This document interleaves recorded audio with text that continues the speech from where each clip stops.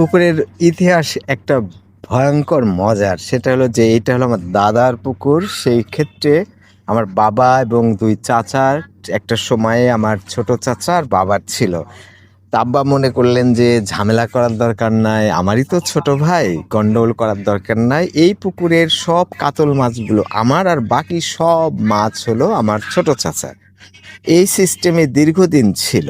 তো অদ্ভুত ব্যাপার দেখেন যে এই জিনিসটা খুব কোথাও হয়তো আপনি দেখেননি। আমার মনে হয় না যে আপনি এই বিষয়টা জানেন যে একটা পুকুরের বড় ভাই স্যাক্রিফাইস করে সে মনে করেছে যে গন্ডগোল ফ্যাসাদ ঝামেলা না করে বরং কাতল মাছ তো চেনা যায়, ফলে কাতল মাছই আমার আর বাকি সবগুলো মাছ হলো তার ছোট ভাইয়ের। এই অদ্ভুত একটা বিষয় যেটা আপনার কোথাও আপনি যদি শুনে থাকেন সেক্ষেত্রে জানাবেন। তবে আমার স্ত্রীর ক্ষেত্রে যেটা হয়েছে, সব থেকে বড় ফ্ল্যাটটা ছোট বোনকে দিয়েছে, মেজোটাকে মাঝারি দিয়েছে, আর নিজে নিয়েছে একেবারে ছোট লেকের পিছনে। তার মানে হলো যে লেকের সাথেই কিন্তু বিল্ডিংটা টিএসসি, যেটা তেহেরুন্নেসা কমপ্লেক্স, সেটা গুলশান ২-১-এর মাঝে সেই লেকের উল্টা পাশে অসম্ভব বড় বিল্ডিং।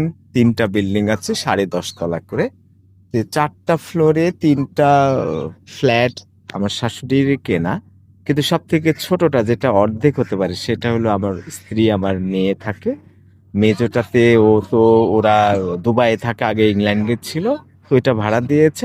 আর যেটা সব থেকে বড় সেটা একেবারে লেকের সাথেই, বিল্ডিংটা লেকের সাথে। আমার স্ত্রীরটাও লেকেরই পাশে, কিন্তু একটু পিছন সাইড এবং ছোট। তার মানে দেখা যাবে যে অর্ধেক ছোট মেয়ের অর্ধেক। তার মানে কি, যারা বড় তাদের এই স্যাক্রিফাইসটা করা উচিত। যারা বড় তাদের এটা বোঝা উচিত যে ছোটরা আগে সেরাটা পাবে, তারপরে বড়।